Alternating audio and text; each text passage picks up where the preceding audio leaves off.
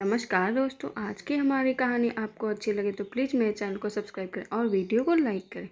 अरे इतनी देर तक मैं कैसे सोती रह गई। अचानक से उठने पर शिखा के सर में जोर का दर्द उठा। पूरा शरीर टूट रहा था। छूने पर उसे लगा शायद बुखार है। फिर भी कोशिश करते हुए वह रसोई तक पहुंची। देखा उसकी सास गीता जी पूड़ी बना रही थी। माँ के चेहरे पर नाराजगी का भाव देखते हुए शिखा ने कहा, लाइए माँ, मैं बना दूँ। अब क्या बनाएगी, सब तो बन ही गया है। माँ, मेरी तबीयत थोड़ी ठीक नहीं है, इसलिए आज उठने में थोड़ी देरी हो गई। तुम सोती रहो, तुम्हारे भरोसे रहता तो आज भूखा ही ऑफिस जाना पड़ता। वो तो अच्छा है माँ कुछ दिनों के लिए हमारे साथ रहने आ गई, नहीं तो। शिखा को अपनी सास की बातों से इतना दुख नहीं पहुंचा जितना अपने पति मनोज की बातों से।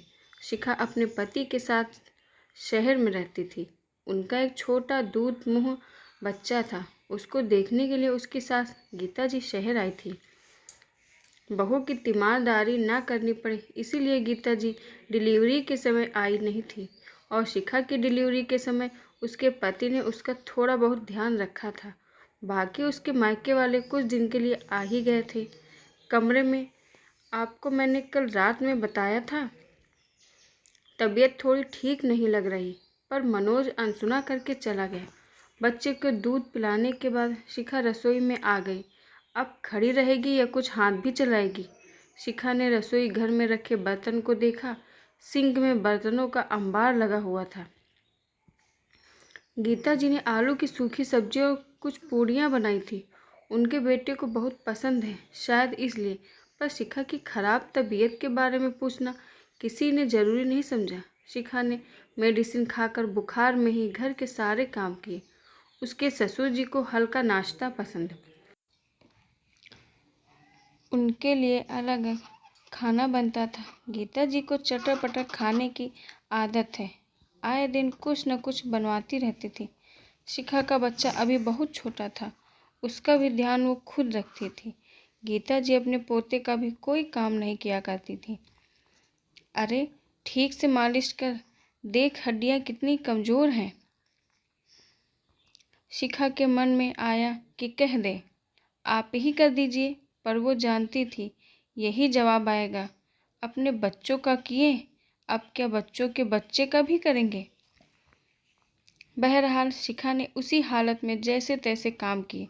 शाम होते होते उसका बुखार और बढ़ गया। अब वो बुखार में कराहने लगी थी। उसे रह रहकर अपने मम्मी पापा की याद आने लगी। कैसे उसे थोड़ा बुखार भी हो जाता था तो घर के सारे लोग उसकी देखभाल में लग जाते थे। यहाँ तक कि छोटी सी छींक पर भी मुझे आराम करने का मौका मिल जाता था। मम्मी कितना कहती थी, इतना लाड प्यार ससुराल में नहीं मिलेगा, काम करने की आदत डाल लो। पर मैं ये कहकर भाग जाया करती थी, मम्मी मुझे तबीयत खराब में काम करना बिल्कुल नहीं पसंद। ओह, अब अपनी पसंद कहाँ, अब तो दूसरों की पसंद का ध्यान रखते रखते अपनी पसंद भूल चुकी हूँ, कहकर शिखा की आंखों में आंसू उतर आए। खुद को बहलाते हुए, अपने मन को समझाते हुए यही कहती है, तब का समय अलग था। फिर भी समय तो बीत जाता है, पर यादें ही साथ रह जाती हैं। यहाँ देखभाल तो दूर, कोई तबीयत पूछता भी नहीं था।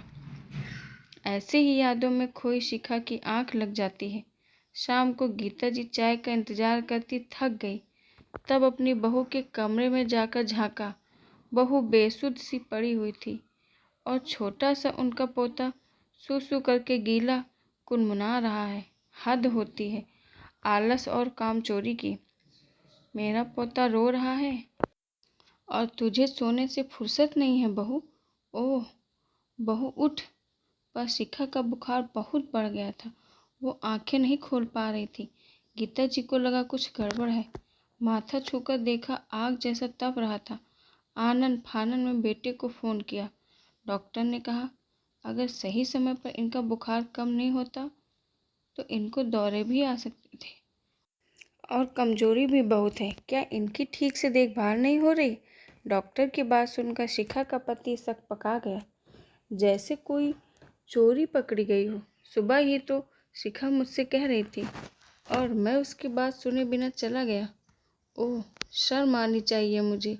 जो पत्नी मेरे सुख के दिन रात एक कर देती थी, उसका मैं हाल चाल पूछना भी जरूरी नहीं समझता। देखिए, अभी इनको 1 सप्ताह आराम की सख्त ज़रूरत है। जी डॉक्टर साहब। डॉक्टर के जाने के बाद गीता जी का बड़बड़ाना शुरू हो गया। लो, अब बहू की खिदमत करो।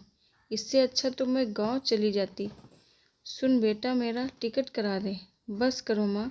शिखा ने क्या आपकी सेवा में कभी कमी रखी है कि आपका फर्ज नहीं बनता जब उसको ज़रूरत हो तो उसका ध्यान रखे। गलती तो मेरी ही है माँ, जब मैं ही ध्यान नहीं दे पाया तो। वो सबकी ज़रूरतों का ध्यान रखती है और मैं उसकी ज़रूरतों का ध्यान नहीं रख पाया, ना ही कभी उसकी पसंद नापसंद जान पाया। गीता जी को 2-4 दिनों में ही बहू की कद्र पहचान में आ गई, जब सारे काम उनके सर पर पड़े। इधर शिखा को जब थोड़ा सा तबीयत ठीक लगा तो उठकर रसोई में काम करने के लिए चली गई। अरे शिखा, कमरे से बाहर क्यों आई? अभी तुम्हें आराम करना है। हाँ हाँ बहू, पूरी तरह से ठीक हो जाओ तब करना। तबीयत खराब में काम करने की ज़रूरत नहीं। मुझे माफ़ कर दे, तेरी तकलीफ़ में समझ नहीं हुई। गीता जी अब अपनी बहू के पूरी तरह ठीक होने का इंतज़ार करने लगी। शिखा भी अपने पति और अपनी सास के अंदर आए बदलाव को देखकर बहुत खुश थी। आशा करती हूँ दोस्तों आपको हमारी कहानी पसंद आई होगी। धन्यवाद।